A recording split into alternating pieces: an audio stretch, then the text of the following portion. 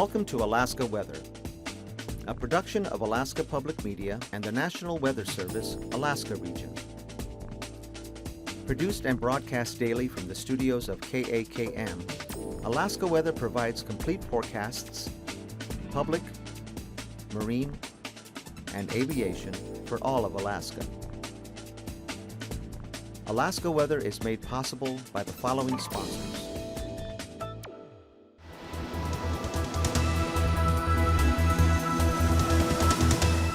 The National Weather Service.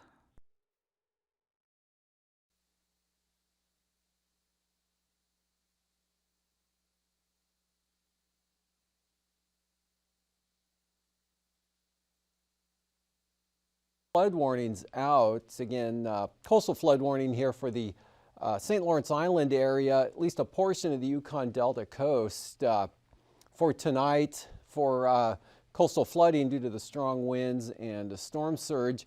Otherwise, winter storm warnings out for the Seward Peninsula and especially up here with the northwest interior. That beginning tomorrow afternoon and continuing through the night, Sunday night. That's for looking for 6 to 10 inches of snow, even heavier amounts here on the southern slopes of the mountains there north of Ambler, along with winds 20 to 35 miles an hour, gusting to 60 miles an hour. So again, 3 p.m. tomorrow afternoon on, visibility to be reduced down to zero at times, at least less than a quarter mile. And for the satellite imagery today, pretty nice conditions here, North Gulf Coast on down across the Panhandle. Dry over the south central area with just clouds moving through, and light snow tapered off this afternoon, is mostly moved off into Canada. Snow persisting back up in this cloud feature up there to the northwest. While out to the west, big storm here right in this area tracking northeastward, but still way out to the west, strong frontal boundary pushing down across the central Aleutians, bringing those strong winds here to the eastern Aleutians, especially the Pribilof Island areas, where St. Paul had a gust to 71 miles per hour this afternoon, St. George 83 miles per hour. That was the windiest area in the state today, and even along the southwest coast, winds kicking up pretty good to at least 56 miles per hour at Macoriac, and Cape Newnham getting gusts to 64 miles per hour. With Unalaska, eastern Aleutians here in Nikolsky, southerly gusts 45 to 60 miles an hour in those areas. A little bit of rain getting into the area. More rain, light rain for the Pribilofs there with that warm air surging northward. And for the Alaska Peninsula, seeing gusts to about 55, 60 miles an hour at Cold Bay. Otherwise, rolling this through again, mostly just mid and high level clouds right through here, spreading down across Kodiak Island, southern Cook Inlet, as well as into Prince William Sound today.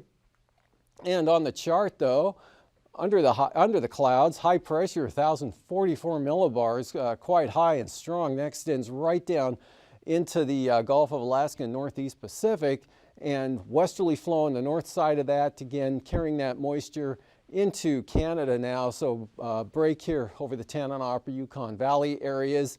A little bit more snow back to the northwest, especially along this band up through here, back to the western Arctic coast. And then the strong, intense low pressure center way out here to the northwest. The front edging its way eastward, bringing the rain and gusty winds here across the Pribilofs, eastern Aleutians. Rain today occurring along the Alaska Peninsula, especially along the south side there, spreading north across the Yukon Delta. Snow much of the day, beginning to mix with rain now, especially St. Lawrence Island and across Norton Sound there, and possibly in across the southern Seward Peninsula. Lighter amounts of snow there north of, or actually across Kotzebue Sound off to the northwest. And for the southeast coast, a little breezy over the southern areas, but really winds quite light across the Panhandle today. And for tonight, not much change in that pattern. So basically clear skies, although there'll be probably some low clouds and fog developing in areas here. Should be dry, definitely, just variable mid and high level clouds here, south central Alaska. Prince William Sound, light winds right up across Copper River Basin and into the Tanana Valley. Dry conditions, chance of rain or snow along the southern slopes of the Brooks Range there. Warm air surging northward could bring rain down to sea level all the way up to the northwest coast, and even possibly mixed precipitation spreading out toward the Arctic coast behind that warm front. Otherwise, storm warnings out for tonight for the southwest coast for this evening, and then dropping down to gale force after midnight, and then gales through the Alaska Peninsula with periods of rain, possibly heavy at time in the southern slopes here of mainly the Alaska Peninsula. Winds diminish and rain eventually tapers off here for the Pribilof Islands. And you're getting into a light wind condition here for the central Aleutians with scattered snow showers ending with some clearing. Next system tracking northward here in the cold air, so snow and rain, or snow mixed with rain, possibly there in advance of the front, moving into the far western Aleutians. This low pulls back in over the Russian far east. High pressure holds, so this next system down here is going to track northward for tomorrow afternoon. Not all that rapidly to start with here, but should pull up into about this position north of the Aleutians.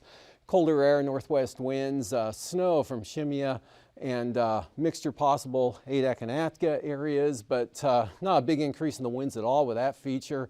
And this front sliding inland here, so the areas of snow, colder air, a little bit colder air behind this front, so snow, possibly blowing snow coming in tomorrow, especially tomorrow afternoon and night, with winds diminishing now, Bering Strait, Seward Peninsula areas, but starting out stronger in the morning as the front edges eastward here, those winds will diminish. Stays pretty breezy across the Alaska Peninsula, but not all that wind. You could see some maybe gusts in channeled areas to 50 miles an hour, and that's about it. Most areas will be less.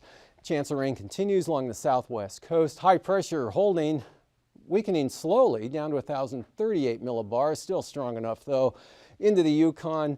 Keeps it dry over the southeast coast. Again, areas of low clouds and fog persist the entire day tomorrow wherever they form, but not everywhere will have it with the light wind conditions. And that continues both tomorrow night and into Monday as well with the light winds, dry conditions, again patchy low clouds and fog.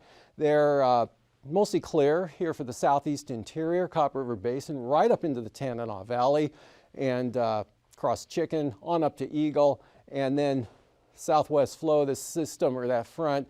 Actually, the low there in the Bering Sea moves up to the southwest Bering tomorrow, then tracks all the way up to the Russian Far East on Monday. And that front, the front with that feature, just kind of merges with the one stalled along the southwest coast. Strong upper level high here, directing that mostly to the north, holding it back to the west, but just edge inland here for occasional rainy periods.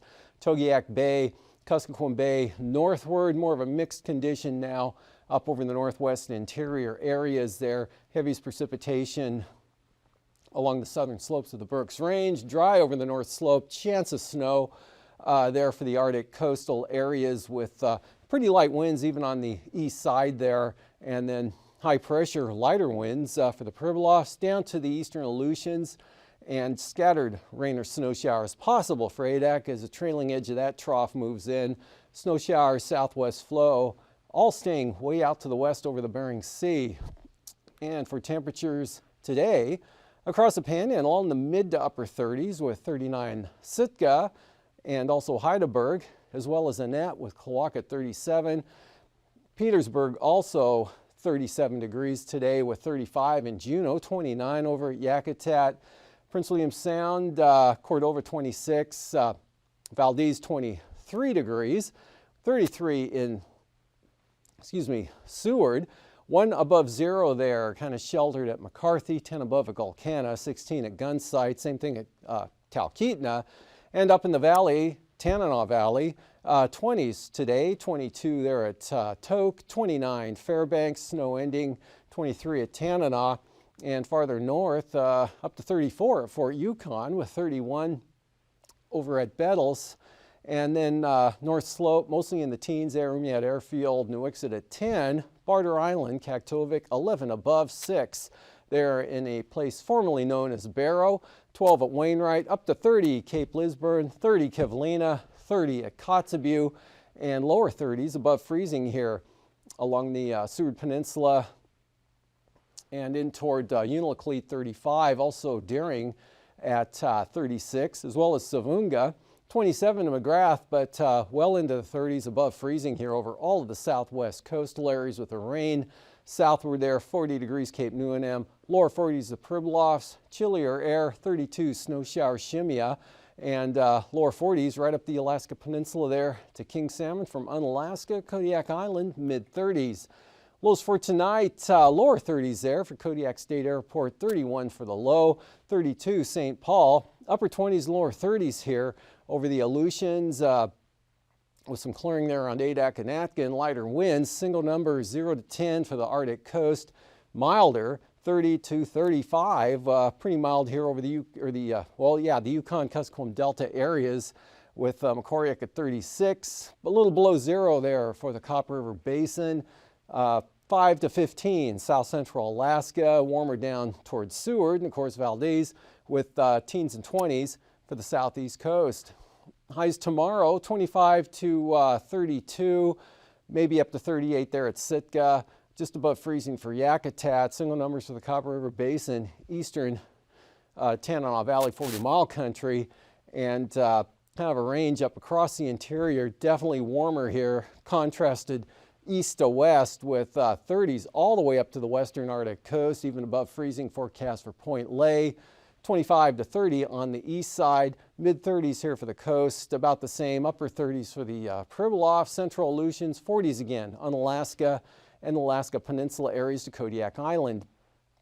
Flying weather tomorrow, lots of IFR here in Nunivak Island and Kuskokwim Bay northward there, and then eastward along the south side of the Brooks Range, VFR on the lee side of the mountains, IFR for the Arctic coast, more IFR here with that next system pulling up later on tomorrow night, which pulls a little northward tomorrow afternoon. So a lot of IFR here out to almost Adak, a break across the Pribilofs, VFR to Nikolsky, marginal VFR, Alaska Peninsula, but IFR here from the Kilbrook Mountains out to the coast and northward up there to the Brooks Range, VFR in the east and the southeast coast. Anaktuvik, marginal VFR, otherwise VFR on the northern entrance, that same trend pattern. Forecast also for Adigan with the VFR on the north side, marginal VFR through the pass into the south. Like Clark and Merrill, good VFR tomorrow, VFR also for rainy. Windy VFR, Isabel, excuse me, Mentasta VFR, Tanita VFR, and Portage also VFR, Chilcoot and White open. Freezing levels, south flow here, warm air 2,000 feet right up across the southwest interior, 6,000 feet over Bristol Bay. And for icing above about 4,000 feet here for the Alaska Peninsula and up along the southwest coast, above about 2,000 feet, light to very isolated, moderate rime icing possible, and then some more farther out to the west. This area will become even less significant on Monday. Upper level jet stream coming across the Pacific here. One branch splits northward, 100 to 155 knots tomorrow, right through the Bering Strait, then up along and just north of the Arctic coast.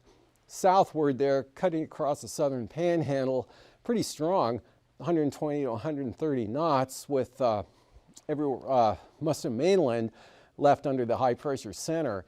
And at 9,000 feet, 35 knots, Alaska Peninsula, eastern Aleutians pick up 50 to 60 knots here right along the southwest coast into Norton Sound.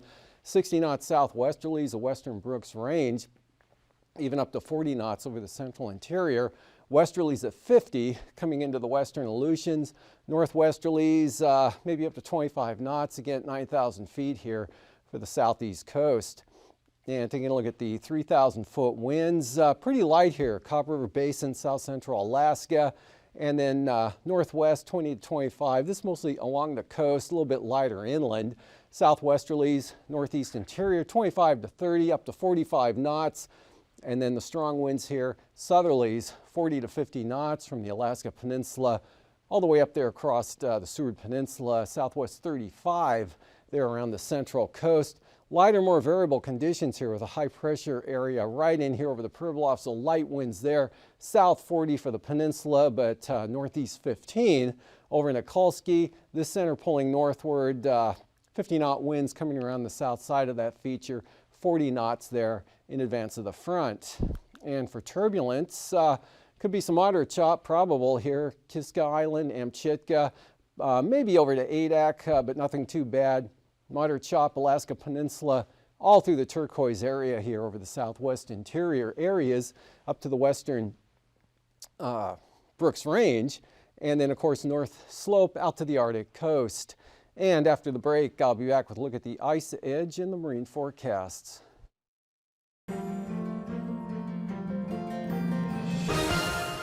Welcome to another edition of Alaska Weather Facts. I'm meteorologist Dave Snider, and joining us once again is our good friend Eric Stevens from GINA, the Geographic Information Network of Alaska. Thanks again for joining us, Eric. We really appreciate it, as always. Happy to be here, Dave. Thanks. And, you know, we're going to ask you some more satellite questions here, but, you know, Okay. since you're a regular guest, we're going to give you a riddle this time, kind of a trick start to the show. Okay. How do you see a polar bear in a snowstorm? Sounds like a challenging question because Okay. the polar bear is white and the snowstorm is white. Yeah. How do you do that? Well, in the world of satellite meteorology, you couldn't, because the spatial resolution of this instrument that we're going to talk about today has 375 meters resolution, and even the most well-fed polar bear will not be 375 meters across. I'm okay with that. Yeah, you wouldn't want to run into such a No, that'd be a creature, bad day. would you? In the satellite meteorology world, the equivalent would be, how do you tell the difference between clouds and then an area that has no clouds but's covered by snow, Right. a piece of ocean that has no clouds but has sea ice? Ah. All three of these are white. The Right. snow, the clouds, the sea ice, it's all white. So how, using satellite data, can you tell someone where the clouds are and where the clear areas are? This is important for aviators. Mariners want to know, in the ocean there, this white stuff, is that sea ice or is that just a cloud? Right. How do we tell the difference? And it turns out, if you look, say, at a picture of Alaska from the springtime, March or April, and it's high noon, so we're getting a lot of sunshine. If you were riding on a satellite with your human eye, look down, everything's white. Right. And we've got a picture of Alaska from early April, and we're seeing some of the lower elevations in south central Alaska are melting out, getting some brown ground there, but otherwise there's a whole lot of white on the image. What areas are cloudy, but what areas are clear and covered by snow or ice? Okay. It turns out that if we leave the visible spectrum behind a little bit, see, a satellite has multiple channels in the electromagnetic spectrum that it can look at. Oh, okay. Part of that's visible light, what we Right. see as humans, but there's a lot going on at other wavelengths. If we add in something that's called near infrared, what we couldn't quite see, but we're getting into that infrared territory, there's a magical property that we can exploit. Secrets to find. Okay. Oh yeah, this is actually powerful and almost magical, that at a slightly longer wavelength, when the sun shines down on Alaska and then it bounces off back to the satellite, at that near infrared wavelength, it turns out that snow and ice will absorb that wavelength, but liquid water, like liquid droplets in a cloud, will reflect it back. Okay. And that's not the way it works in visible. You know, visible, it just bounces off of all those targets the same. But at near infrared, snow and ice absorbs it, and the liquid will reflect it back. Liquid cloud droplets will do that. Okay. And so an image where everything looks white suddenly becomes colorful. Oh, And the way this recipe works is that the clouds look pink, and the snow-covered ground and the ice-covered ocean look blue. Suddenly now, we're able to see the polar bear in the snowstorm. We're able to see where the clouds are and where the snow is and where the ice is. This is a powerful advantage. Consider the case zooming into the Bering Strait area. What if you were asked to brief a pilot who wanted to fly, say, from Kotzebue down to Savunga or Gamble, and had to fly VFR, visual flight rules, so they had to stay out of the clouds? Could you use a satellite image where everything is white to provide that pilot any guidance? It'd be pretty tricky. Very tricky. And that's why we have to go to this other recipe where the all-white polar bear in the snowstorm becomes more colorful. And now we can tell the pilot, aha, this is a cloud you want to stay out of, but over here, sure, it looks white in the visible spectrum, but what we're doing, we'll show you, oh, this is just snow-covered ground, but it's clear, so you can fly right through there, visual flight rules. Same thing for a mariner who might want to get down to St. Lawrence Island, say, but has to avoid the sea ice. This product has applicability there as well. Wonderful. It's an amazing new technology, so many new channels. The satellite that makes this imagery actually has 22 different channels that it looks at. 22 bands. secret decoder rings. 22 secret I love decoder it. rings. Okay.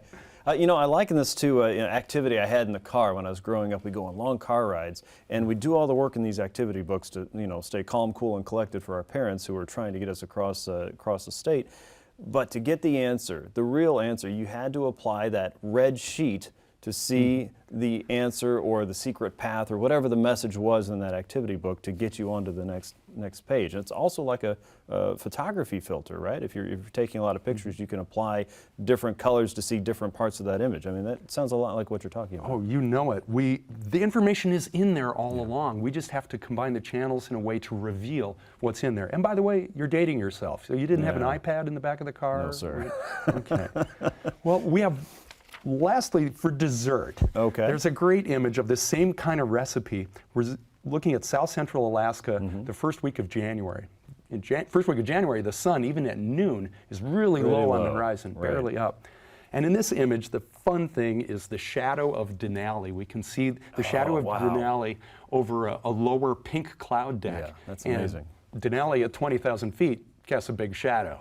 So this is another, just for fun, kind of application here. Oh yeah, this is called multispectral satellite imagery, and it's the future. And happily, the future is now. Oh, that is fascinating. And 22 different secrets that can be revealed from just one satellite tool that's floating overhead.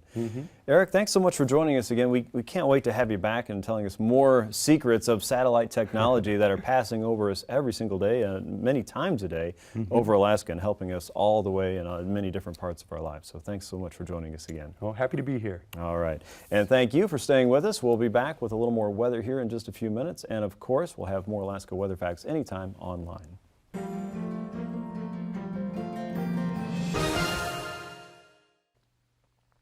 There's been a big loss of sea ice over the last couple of days here along the southwest coast. This area pulling north of the island there, about 20 to as high as, well, at least 30 nautical miles.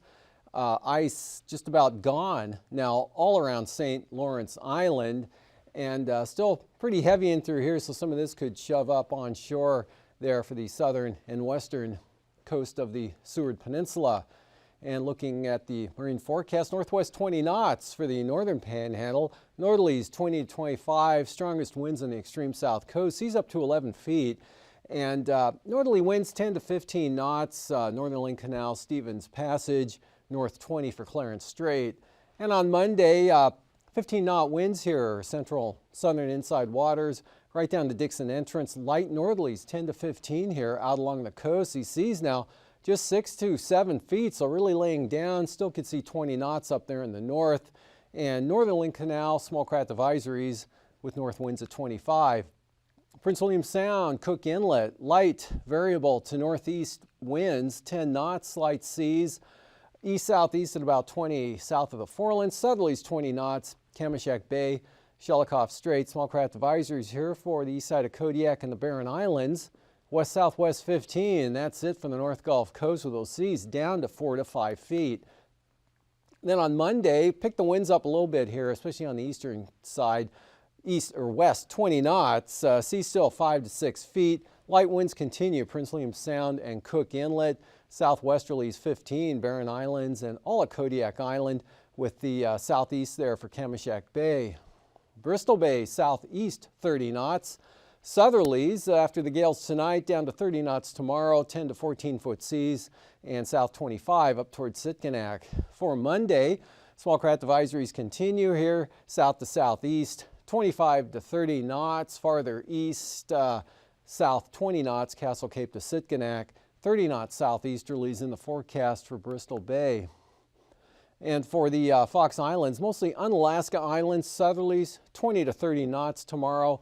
More of a northeast or north 15 to 20 knot wind there west of Nikolsky. But back around into the gales here for the central Aleutians, 30 to 40 knots, 35 to 40 knots, all the way out here. And then with that low center tracking northward, northwesterlies come in at 35 knots behind that front. And then for Monday, southwest 20 to 25 for the western zones. Adak and Atka coming down just 15 knots from the southwest. Northwest 15, turn northerly 15 to 20 knots again across Unalaska Island. And for the southwest coast, south of Nunivak Island, well, actually storms here this evening until midnight, but these 40-knot winds continue through tomorrow afternoon, but really drop off nicely north of Nunivak Island. 30 knots, St. Matthew Island, 15 for the Pribilofs. And then those light wind conditions continue into Monday, seas down to 12 feet. 30 knot southerlies here south of Nunivak Island, 11-foot seas, small craft advisory St. Lawrence Island, gales for the northern Bering Sea. Up along the Arctic coast here, lightest winds on the east side, 15 knots, gradually increasing to 25. Brisk wind advisories then all the way down to Cape Beaufort, and then we've got gales from Cape Beaufort down to Cape Thompson, and then a stiff 30-knot breeze from there on down to the Bering Strait. Then for Monday, still a brisk wind advisory through this area, actually all the way up the entire central and western Arctic coast, brisk wind advisories for those southerly winds at 25 to 30, and then lighter conditions here as you head east down to 20 and then 15. And for tonight again, warm front pushes on out to the Arctic coast, chance of mixed precipitation here, could be anything, and then chances of rain if enough warm air comes north, and you see rain on the northwest coast, across the Seward Peninsula, all the way down. Storm warnings this evening, southwest coast, still windy for the Alaska Peninsula, and tomorrow that front weakens here and tries to slide off to the northeast, so rain and snow out through this area, but less wind and high pressure fair conditions. Eastern Alaska down across the Panhandle, and then another system tomorrow exits the western Aleutians, tracks up there on Monday, and we're still left with a weaker frontal boundary out here in the west with pretty good chance of moisture up along the Brooks Range, rain down the west coast of the Alaska Peninsula. No change elsewhere. Have a great evening. These forecasts are to be used for planning purposes only. Call 1-800-WX-BRIEF for a formal pre-flight briefing. Always file a flight plan before you go flying. The U.S. Coast Guard Auxiliary urges you to leave a float plan with a friend or the harbor master before you go boating. Alaska Weather is made possible by the following sponsors.